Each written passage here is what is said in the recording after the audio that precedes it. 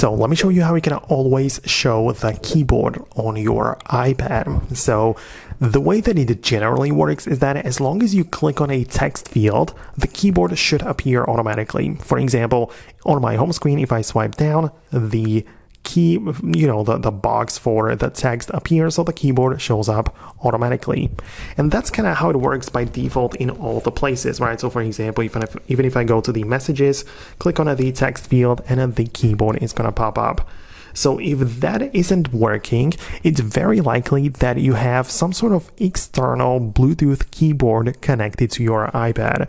So for example, if you connect something like the Magic Keyboard, right, from your Mac or any third-party accessory, well, in that case, the iPad has no reason to show the software on a screen keyboard if you have the Bluetooth one connected. And you may not even realize it, but it would make sense to just go to the Bluetooth settings and disconnect from all of the devices, right? So you can even disable the Bluetooth entirely to make sure that this is how it works. And now try to go to any place where the keyboard is needed, and it's probable that it's going to show up on the screen at this time.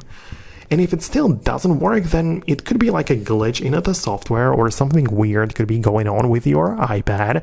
So in that case, do the regular troubleshooting, like restart the iPad, and make sure to run the latest iPad OS, because, in the settings, you can go to the software update section, and if there is anything to install, make sure to get it so you'll have the latest version. And if there was like a bug or a glitch, then it will be fixed with this version. So I hope it helped.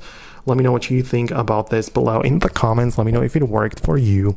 Hit the thumbs up and subscribe for more, and I'll see you later in future uploads.